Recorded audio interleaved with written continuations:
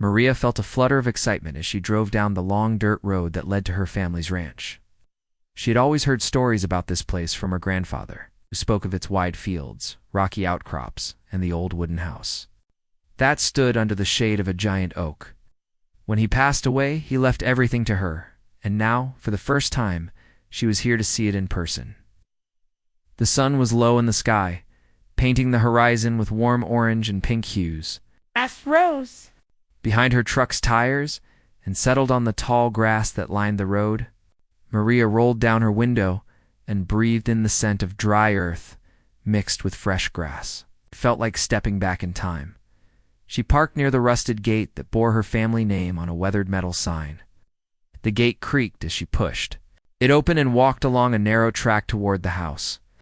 The ground was uneven, and her boots sank slightly in places where the soil was soft.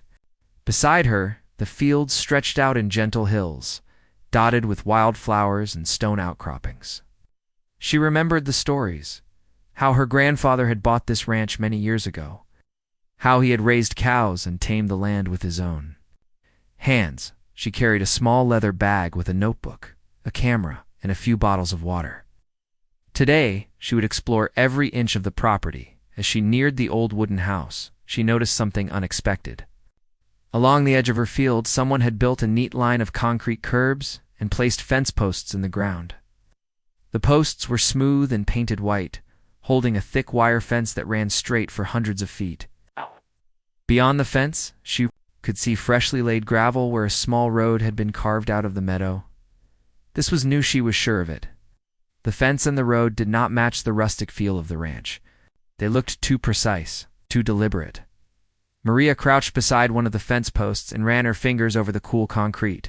It was still slightly damp, as if it had been poured just days ago. She stood up and walked along the fence line, her eyes scanning for signs of who might have done this work. There were no markings or signs advertising a construction company. The gravel road ended a short distance away at what appeared to be the foundation of a small building. A pile of lumber lay nearby, and a few tools were scattered around. Picked up a hammer that had the letters HOA stamped on its handle. HOA. Homeowners Association. How strange, she thought. Her mind raced. Why would an HOA build on her ranch? She had never signed any papers or agreed to any community rules. Her grandfather had always been fiercely independent. She remembered him telling her that this land was his life's work. The thought that someone else might claim it without her knowing made her heart pound. Maria walked back to her truck to call a neighbor she had met on her way in. The neighbor, Mr. Jenkins, lived in a small house near the main road. When she arrived there, she found him on his porch, reading a newspaper. He looked up and smiled when he saw her. "Good evening, Maria," he said kindly. "I heard you inherited the ranch. Congratulations." "Thank you, Mr. Jenkins," she replied. "I'm so glad to finally see it, but I found something odd on the land. Looks like a fence and a road were built recently. Do you know anything about it?" Mr. Jenkins lowered his newspaper and frowned. "Ah, yes. That would be the HOA development. They got approval from the county to extend their area a few miles this way. It's all part of a plan to build new homes and bring in more residents. They said it would be good for local taxes and services." Maria blinked. "But these fields are part of my property now. My grandfather left this land to me. Did the HOA get my permission?" Mr. Jenkins looked uncomfortable. "Well, they said they sent notices to all landowners, but I guess you never got one. They put up signs along the road, but they might have missed the part by your property, or maybe the mail got lost." "Did they mention this in the county records?" Maria asked, her voice steady but firm. Mr. Jenkins nodded. "Yes, they filed the plans last year. I think some of the neighbors who live closer to the development site approved it. But I did not hear from your family. I'm sorry." Nadia thanked him and returned to her truck, feeling a mix of anger and confusion. She drove slowly back to the ranch, keeping her eyes on the fence line. Who had the right to build on land they did not own? She thought of her grandfather's stories, the long days he spent clearing brush, the sweat on his brow when he dug new irrigation ditches. If he were here, he would have stood up and told them to leave immediately. By the time she reached the house, the sun had dipped below the horizon and the sky was turning deep blue. The wooden house looked sad in the fading light. The paint was peeling, the front steps sagged, and a few windows were cracked. It was clear that the place needed work. Maria climbed the front steps and pushed open the screen door, which squeaked loudly. Inside, she found old furniture covered in dust and a thick layer of cobwebs in the corners. The air smelled musty, and her footsteps echoed on the wooden floor. She walked through each room, taking photos with her camera and jotting notes in her notebook. The living room was large, with a stone fireplace that must have been impressive in its day. A few family photos still hung on the wall, showing her grandfather, with his brothers and sisters on the same porch she now stood on. In the kitchen, she found an old stove and cabinets that had not been used in years. The bedroom held a wooden bed frame, broken in one corner, and a dresser with an open drawer full of yellowed letters. Maria picked up one of the letters and read her grandfather's handwriting. He wrote about the drought that year, about how he had nearly lost half his herd to thirst. He told someone that he believed this land would sustain his family for generations. She folded the letter carefully and put it in her bag. As night settled in, Maria lit a small lantern and sat on the porch swing. She held a cup of tea in her hands, its warmth spreading through her. The ranch felt peaceful under the stars, but she could not shake the worry about the HOA's development. Tomorrow she would visit the county office to look at maps and records. She would find out exactly what had happened and who had approved the new boundary. If someone had taken advantage of her family's land, she would make sure it was put right. She thought of her grandfather's legacy and the promise he had made to himself. When he first arrived here, to build a home, to raise a family, to live by his own code, Maria felt close to him on that porch, as if he were guiding her. She closed her eyes and listened to the night sounds, the gentle rustle of leaves, the distant hoot of an owl, the soft chirp of crickets. This ranch was part of her family's story now, and she would honor that story. When she went to bed in the small spare room, the wind rattled the window frames, and the old house groaned softly. Maria dreamed of open fields and clear skies, of fences removed and her land returned to its original state. She dreamed of her grandfather's voice telling her to stand tall and fight for what was right. In the morning, she would begin the work of discovery. She would learn every detail, map every inch of property, and gather her evidence. She would talk to neighbors and county officials. She would bring the past and present into focus, so she could protect this land from further encroachment. For now, she slept under the legacy of her family, surrounded by history and hope. The ranch belonged to her, and she would not let anyone take it without a fight. Maria woke early the next morning to a bright, clear sky. The sun climbed slowly above the horizon, casting pale light across the fields. He felt a knot of worry in her stomach as she remembered the letter waiting for her in the mailbox at the county road. After a quick breakfast of toast and tea, she climbed into her truck and drove toward town. The dirt road was dusty, and the wheels kicked up small clouds as she passed her neighbor's farmhouse. Birds called overhead, and the air smelled of fresh grass and wild sage. When Maria reached the mailbox, she found the envelope tucked behind a stack of junk mail. It was heavy and sealed with a thick strip of colored tape. The return address read Silver Creek Homeowners Association. She slipped it into her bag and drove to a quiet spot under a large elm tree. There, she sat on the tailgate and opened the letter. Inside was a formal notice with a printed header and fine print that covered the page. Maria read the words slowly. The HOA claimed that her land fell within its newly extended boundary.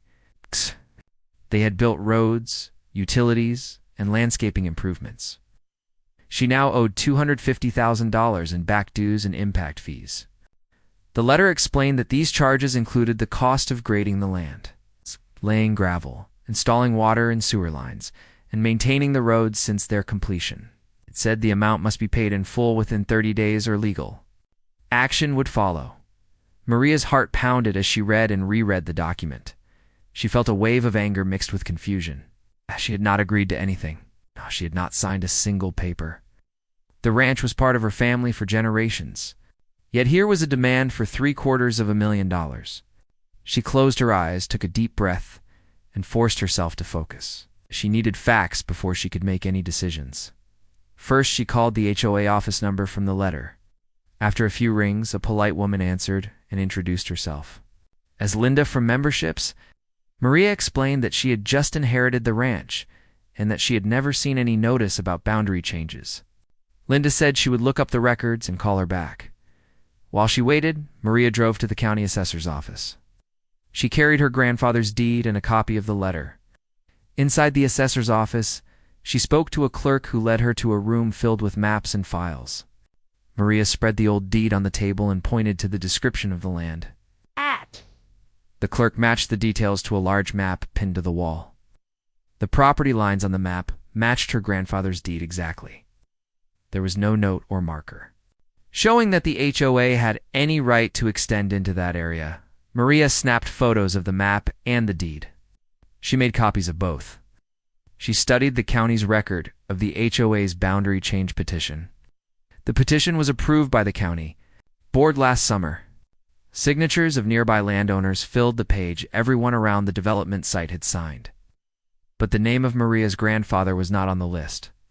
In fact, the line marking the HOA's area stopped short of her land on earlier maps. The latest map, the one filed after the vote, had an extension line drawn in a different color that crossed into the fields and stopped in the middle of her property. But there was no record of notice being delivered to her family. Maria left the assessor's office with a folder full of papers and a clearer sense of what had happened.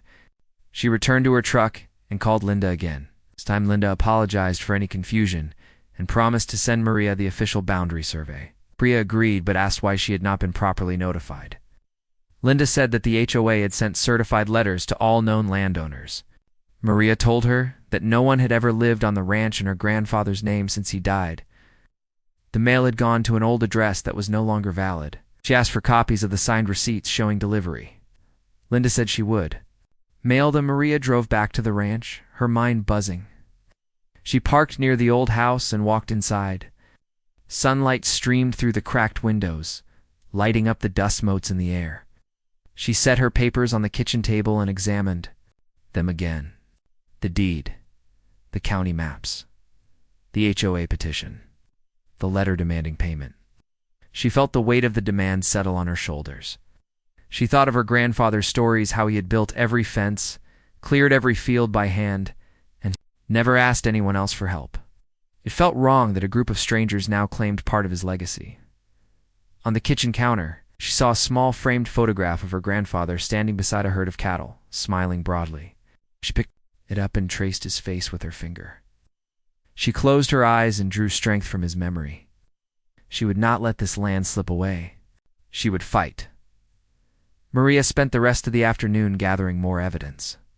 She walked the fence line where the HOA post stood. She took pictures of the gravel road, the utility markers, and the stamped hammer she had found earlier. She searched the ranch for older survey markers, metal rods, and painted stones placed decades ago. She found a few near a dry creek bed. She photographed them and logged their positions in her notebook. As dusk fell, she drove to a nearby print shop and asked them to make high-quality copies of all her documents. She waited in a small waiting area, watching the printer spit out page after page. When she had stacks of maps, deeds, letters, and photographs, she returned to the ranch. She organized everything into clear sections: property title, county approval, records, HOA notices, photographic evidence, and correspondence log. That night, Maria sat at the kitchen table by lamplight.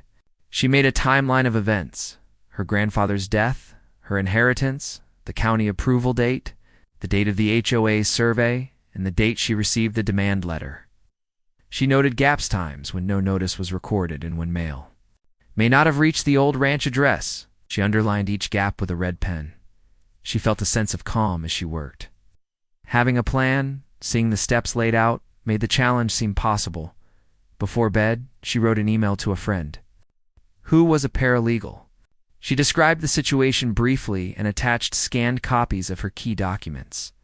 She asked for advice.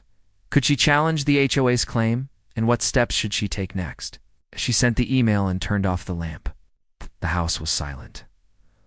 Over the next few days, Maria waited for replies. Linda from the HOA sent the boundary survey record, but still no proof of proper notice. Her paralegal friend suggested that she send a formal request for records letter to the HOA under state open records law. This would force the HOA to provide all documents related to the boundary extension. Her friend also recommended she speak with a surveyor and an attorney who specialized in land disputes. Maria called the local surveyor's office and left a message. Also scheduled an appointment with a land attorney recommended by her friend. Meanwhile, she drafted her request for records letter. She addressed it to the HOA board and listed every document she wanted: certified mail receipts, meeting minutes, signatures approving the extension, and any environmental or planning reports. She asked for copies within 10 business days as the law required. She drove to the post office and mailed the letter by certified mail, keeping the receipt for her records. She waited for a reply. She tended the ranch. She fixed a broken fence post back near the old corral, cleaned out the barn, and checked on a few old horses her grandfather had left. Caring for the land helped her feel grounded. When she was outside, she felt her grandfather's presence in the wind and the rustle of grass. One morning, 10 days after mailing her records request, a thick envelope arrived at the ranch house. Inside were photocopies of the certified mail receipts showing delivery to an address in town, not to the ranch. There were also handwritten notes suggesting the HOA believed sending notices to property tax addresses was enough. But no rules clearly stated that. The meeting minutes showed a vote to extend the boundary, but the vote counted only members present and no proxy votes. No one mentioned the ranch specifically. Maria read through the pages carefully. She saw inconsistencies and gaps. Own records undermined its claim to have followed proper procedures. She felt a cautious optimism. Armed with this evidence, she knew she could challenge the demand. That afternoon, Maria met with the attorney. He listened quietly as she explained the situation and showed him her folder. He nodded at her documents and agreed that the HOA had a weak case. He outlined the next steps: send a formal notice to the HOA disputing their claim, request that they remove the improvements from her land or face legal action, and file a quiet title action in county court to clear her deed. Maria left the attorney's office feeling empowered. She understood the road ahead would be long and could be costly, but she believed in her cause. That evening, she sat on the porch swing with her dog, Rusty, by her side. The sky was painted with pink and orange again. She let her mind wander over the possibilities. The gravel road gone, the fence posts removed, the land returned to its rightful state. She pictured the fields empty and open, the old wooden house restored, and her family's legacy safe. She knew the battle was only beginning, but she also knew she was not alone. She had neighbors who supported her, professionals guiding her, and the memories of her grandfather driving her forward. As the stars appeared overhead, Maria felt ready for the challenge. The HOA's demand letter had arrived like a storm cloud, but she was determined to turn it into a... Maria woke before dawn, her mind already racing with thoughts of the coming legal fight. The sky was still dark when she stepped outside and let Rusty, her loyal cattle dog, slip his collar and run into the open field. The air was cool, and mist hovered over the grass. She watched Rusty's silhouette move against the pale light of the rising moon. For a moment, she felt calm, as if the land itself was on her side. After a simple breakfast, Maria returned to her maps and documents. She spread them across the kitchen table and traced the old survey markers with her finger. The stakes she had found earlier marked the original boundary. In contrast, the HOA's new boundary line cut straight through the pasture, ignoring those markers. She traced the difference between the two lines again and again, till she was certain of the exact area of encroachment. Next, she drafted a notice of dispute letter to the HOA. She wrote in clear, firm language. She disputed their demand. For fees, she did not owe them money. She insisted they remove all improvements on her land immediately. If they refused, she would file a quiet title action to clear her deed in court. She attached copies of the deed, the county's approved petition map, and the certified mail receipts, showing they had sent notices to an old address. She signed the letter and drove to the post office to send it by certified mail. With each step, she felt more confident. She was no longer reacting, she was acting. Maria spent the next day meeting with the surveyor, Mr. Patel, at the ranch. He arrived in a white pickup and carried a large tripod and measuring equipment. Maria showed him the stakes and the HOA fence posts. He set up his instruments and began measuring. He spoke in precise terms, but Maria watched closely as he marked points on his paper map and tapped his tablet. The sunlight glinted off the metal of the surveying tools as he worked. By midday, Mr. Patel had a clear picture of the encroachment. He explained to Maria that the HOA had extended their boundary by nearly 3 acres, enough space for roads, a small clubhouse, and several lots for new homes. He said the fence posts were installed exactly on the wrong side of the original markers. He handed her a survey report with diagrams and coordinates. Maria studied the report.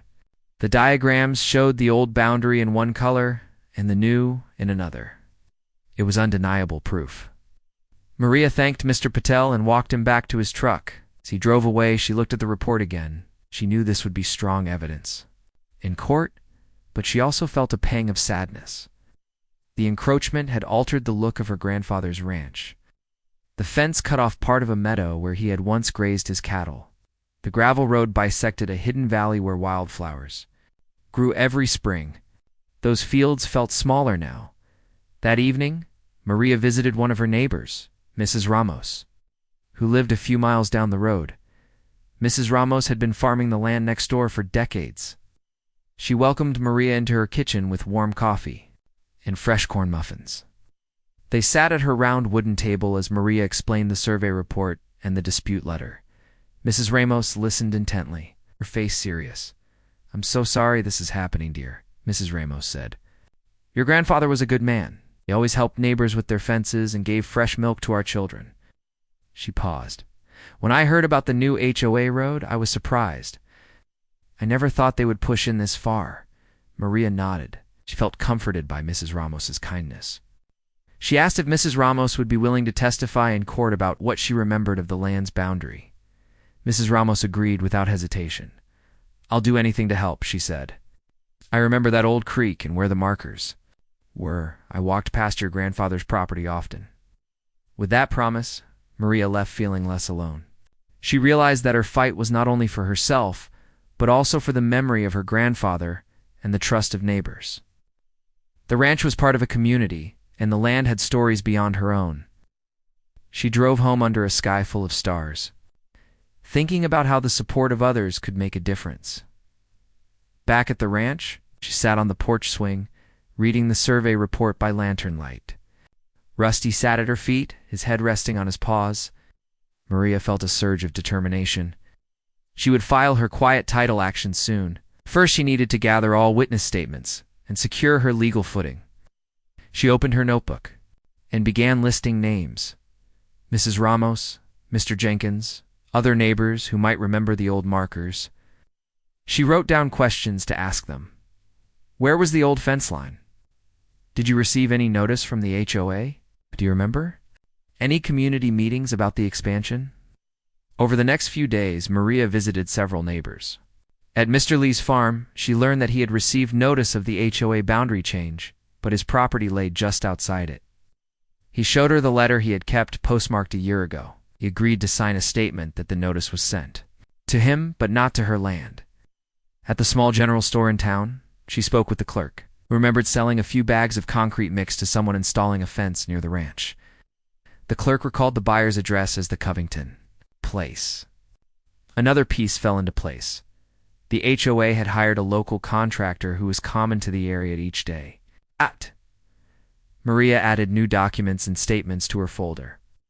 She felt like an investigator. The evidence formed a web of proof, survey reports, certified mail receipts, contractor invoices, and witness statements.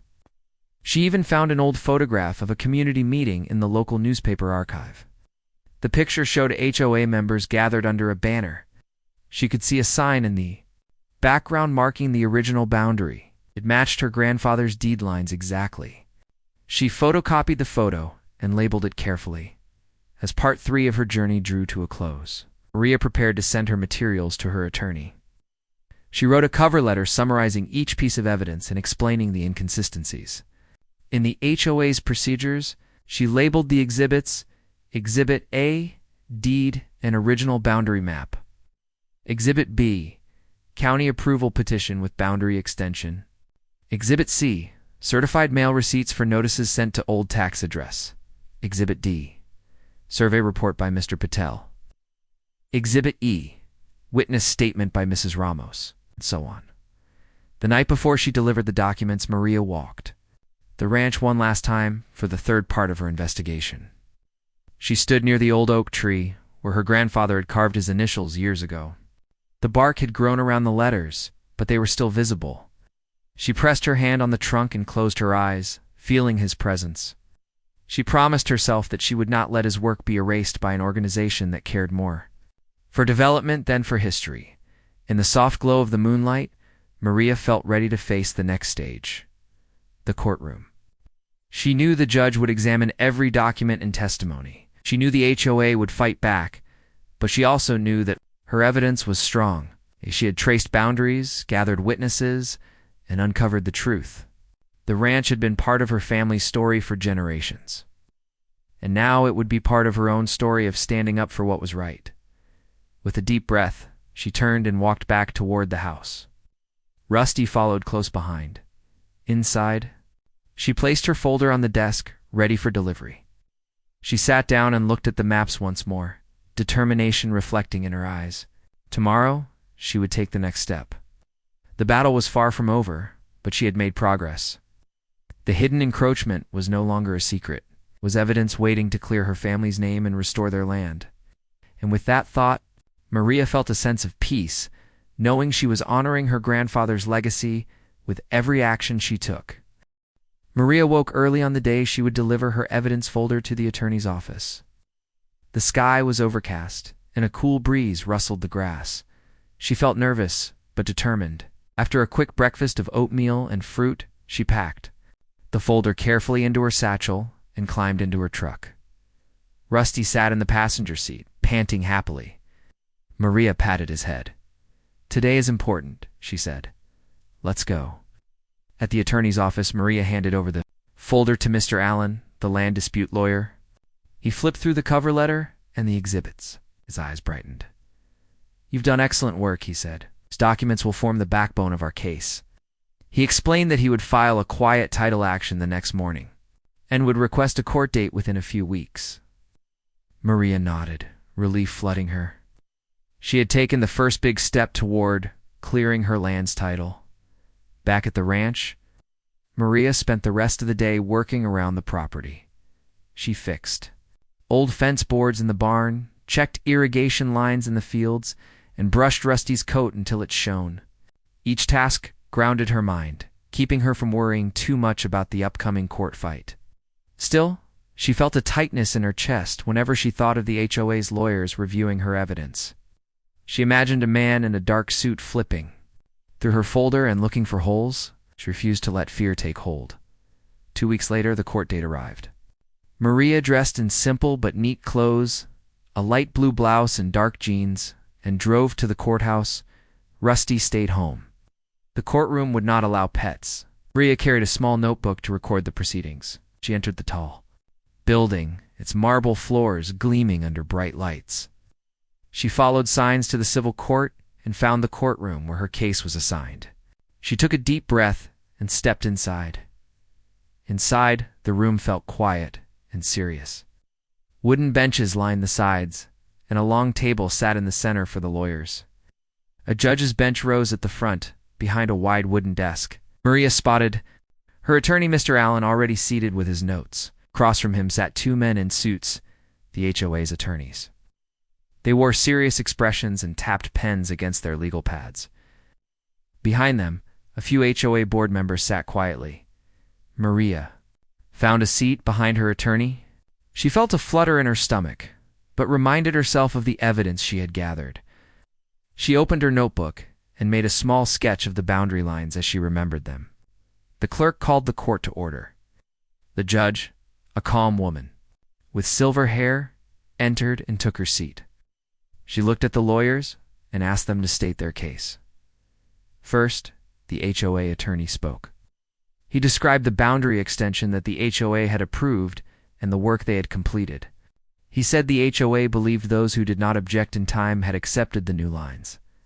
He claimed they had followed all required procedures, sent notices, and held votes. He asked the court to order Maria to pay the fees and recognize the new boundary. Then Mr. Allen began his argument. He spoke clearly and respectfully. He reminded the court that Maria had never received proper notice, as shown by the certified mail receipts that proved letters went to a town address, not the ranch. He pointed out that the county maps and original deed lines showed no change until the HOA petition. He asked the judge to void the boundary extension where it crossed Maria's land and order the HOA to remove all improvements at their expense. Next, the judge turned to witness testimony. The HOA attorney called a surveyor, Mr. Hansen, whom the HOA had hired. Mr. Hansen described how he had measured the new boundary and marked it with fence posts. He explained that he had followed the coordinates given by the HOA's plans. Under questioning, he admitted he did not check old survey markers or deeds. Beyond the HOA files, Maria felt hopeful as Mr. Allen questioned Mr. Hansen. He asked if the surveyor had consulted county records or visited distant parts of the land. The surveyor said no. He relied on the HOA's instructions. Mr. Allen gently pressed him. "Did you ever see markers placed by the previous surveyor?" The surveyor shook his head. "I was told the boundary had already been set. I only marked what I was given." The judge nodded, making notes. Then Mr. Allen called Mrs. Ramos to the stand. She walked slowly to the witness chair, leaning on a cane. She described how she had lived nearby for decades and remembered the original fence lines. She pointed out where the old markers lay, near the creek bed, and how the HOA fence posts cut through her favorite wildflower meadow. She said she never received any notice about a boundary change.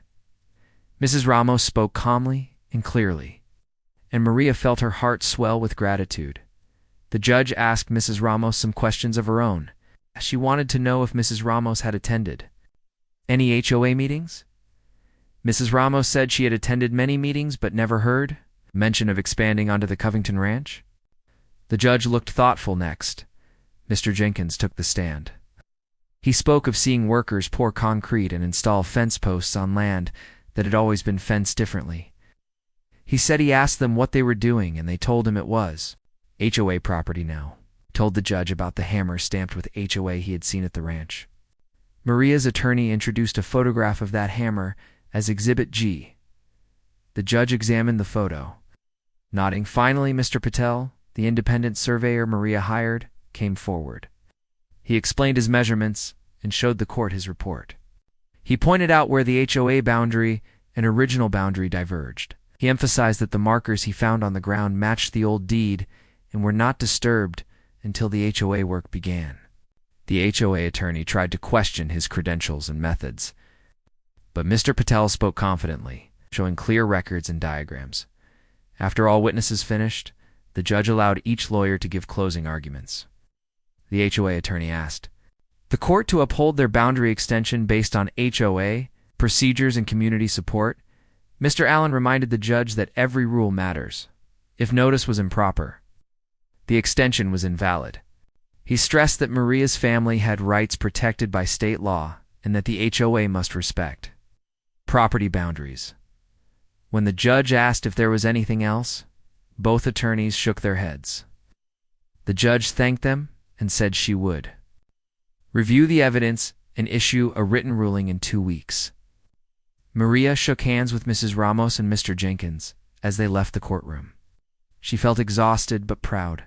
She had stood up for her land and honored her grandfather's memory. Over the next 2 weeks, Maria returned to her routine, caring for the ranch, meeting neighbors, and planning improvements for when the land was fully hers again. She cleared brush from the driveway, fixed a broken window in the barn, and planted wildflower seeds in the meadow Mrs. Ramos loved. Each task reminded her why she fought so hard. One morning a letter arrived from the court. Adia opened it on the porch, her hands trembling. The judge's ruling was clear. The boundary extension onto Maria's land was void because of improper notice and lack of agreement by the rightful owner. The judge ordered the HOA to remove all improvements, roads, fences, utility lines from Maria's property within 30 days and to cover her attorney's fees. Maria read the words twice to make sure. Relief and joy filled her chest. She folded the paper and held it close. That evening, Maria gathered a small group of neighbors under the old oak tree. Mrs. Ramos brought fresh lemonade, and Mr. Jenkins brought homemade cookies. They sat on folding chairs in the soft light of lanterns and shared laughter and stories of the ranch's history. Maria thanked everyone for their support. She felt the community's warmth surround her as the night grew quiet.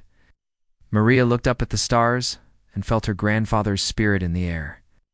The legal battle had tested her, but it had also shown her the strength in standing up for what was right. The ranch belonged to her family once more, and she planned to honor that gift by caring for the land and sharing its beauty with the community. Rusty lay at her feet. Maria gently stroked his fur. The wind whispered through the leaves of the oak tree, as if whispering congratulations. Maria smiled and whispered back, "Thank you." She knew the hard work was not over. She still had to restore the land and welcome back the past, but for now she celebrated victory. Tomorrow, she would begin the work of removing the fence posts and filling in the gravel road. She would plant new grass where the HOA had torn it up. She would make the land whole again. In the hush of that summer night, Maria felt a deep sense of peace. The level of tension and challenge she faced had been high, but she had prevailed. With calm determination and community support, the land was hers, and she was ready for the next chapter, one of healing growth, honoring her grandfather's legacy on the ranch that belonged to her heart. Maria woke just before sunrise, her heart light with the knowledge that the ranch was officially hers again. The letter from the court lay on the kitchen table, its words still fresh and firm. The HOA must remove their roads and fences and pay her costs. She made a cup of coffee and stepped outside, breathing in the cool morning air. Rusty padded at her heels, happy to be part of the new day. She walked down to the gravel road the HOA had built. Early light glinted off the stones. Maria knelt and ran her fingers over the rough surface. She imagined the new grass that would one day grow there. She could almost see the wildflowers springing up once the gravel was gone. She stood and stretched, feeling strength in her limbs. Today, the real work began. Maria drove into town and met with the HOA's project manager at the ranch entrance. He arrived with a small crew and equipment. He wore a plain shirt and looked relieved. He handed Maria a copy of the order. "We'll start removing the fence posts this afternoon," he said. "The gravel will go by the end of next week." Maria nodded. His voice sounded sincere. She was glad they admitted defeat and agreed to repair the damage. Back home, she gathered neighbors and friends to help. Mrs. Ramos brought shovels and wheelbarrows. Mr. Jenkins offered his pickup truck and extra fuel. A few other neighbors volunteered, curious to see the transformation. They met near the old oak tree and made a plan. Some would pull out fence posts, others would shovel gravel into trucks, and a small team would level the ground afterward. Worked together under a warm sun, Maria pried away the first fence post, its concrete footing cracked by a sledgehammer. She felt its weight as she lifted it from the earth. Mrs. Ramos dug around another post, freeing it from the ground. Rusty chased after a stray board, barking happily. Laughter rose among the group as they labored side by side. The work felt good, tiring, but honest. By midday, the fence line had vanished. Only broken concrete and disturbed earth remained. Crew loaded piles of gravel into dump trucks. Maria stood on the edge of the road, watching as each load disappeared. She felt tears of joy at the sound of the rumbling trucks carrying away the mark of the hoe's intrusion. The meadow beyond was wide again, free for cattle to graze or wildflowers to bloom. Over the next few days, the crew finished removing the gravel. Then they brought fresh topsoil to fill the ruts. Maria and volunteers spread the soil evenly using rakes and shovels. They planted grass seed in neat rows. Maria pressed the seed gently into the earth with her boot. She imagined how it would grow into a soft green carpet. She sprinkled water from a hose, careful to cover each patch. Next, they planted wildflower seed along the old creek bed, where her grandfather had once stood, casting stones. Maria recalled his stories of summer blooms and butterflies dancing. Among the blooms, she wanted the flowers to return as a living tribute to him. As the sun set, she walked the length of the old fence row, feeling the cool breeze and smiling at the open land. Inside the house, Maria began preparations for a celebration. She had promised herself and her neighbors that once the land was restored, they would mark the victory together. She cleaned the old wooden floors, swept away dust and spider webs, and polished the stone fireplace. She washed the windows until they sparkled in the sun. Nice. She fixed the loose board on the porch, adding fresh paint to the railing, even mended the torn screen door, making it swing smoothly. She planned a community open house for the weekend. After the land was cleared, she hung mason jar lanterns from the oak tree and set up long folding tables under its branches. She draped simple white tablecloths and placed vases of wildflowers in the center. She baked fresh bread and pies, and neighbors promised to bring salads, stews, and lemonade. Children offered to help fetch water and lay out plates. Maria felt warmth in her chest as she saw everyone's eagerness to join. On the day of the open house, the sun shone brightly. Neighbors arrived with dishes and smiles. Some brought chairs for extra seating. Mrs. Ramos arrived early with her famous apple pie, its crust golden and fragrant. Mr. Jenkins rolled in a cart loaded with coolers full of lemonade and iced tea. The general store owner donated fresh rolls and cheese. Even HOA members came, apologizing for the trouble they caused and offering to help. Maria welcomed them all. The children ran through the fields, chasing each other and picking daisies. Rusty herded a few of them gently, barking in delight. Adults gathered under the oak tree, plates in hand, talking and laughing. Maria walked among them, thanking each person for their support. She felt gratitude for this community that stood by her. Here the ranch was more than land. It was a place of friendship and shared history. When the sun reached its highest point, Maria stood beside the fireplace and tapped a spoon against a glass jar to get attention. The chatter quieted, and neighbors turned their faces toward her. She spoke in a clear, gentle voice. "Thank you all for being here today. This ranch belongs to my family, and to all of you who call this place home. Together we removed the fences and roads that did not belong. Now we celebrate what truly matters: land, friendship, and the memory of those who came before us." Applause. Rose and some neighbors even wiped happy tears from their eyes. Mrs. Ramos squeezed Maria's hand, and Mr. Jenkins nodded with pride. The HOA members looked at each other and then at Maria, offering respectful smiles. It felt as though a healing had taken place. After the speeches, the tables emptied quickly. Plates filled and refilled with food, voices rose in laughter, and children danced among the trees. Maria joined in, spinning with a neighbor's young daughter until they both laughed and breathless. In that moment, she felt joy she had not known since her grandfather's time. As the afternoon turned to evening, the lanterns glowed softly under the oak tree.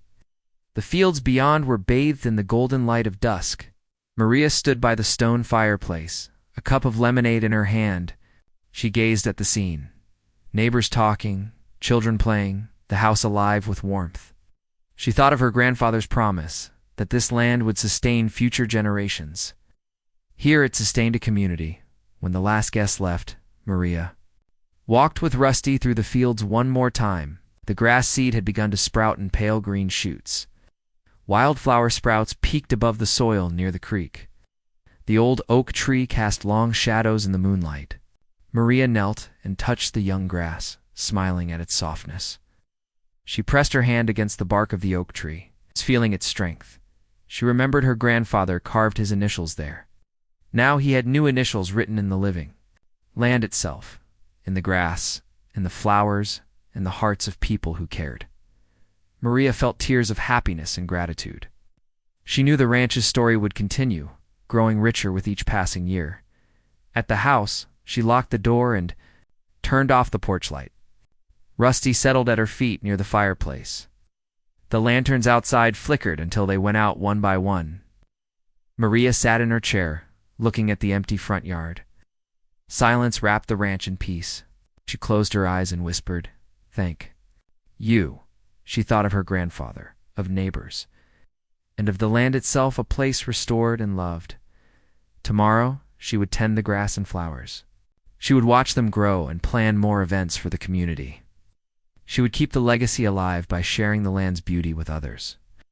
But for now, she slept under the stars, content in the knowledge that the ranch was whole again and that its future was bright.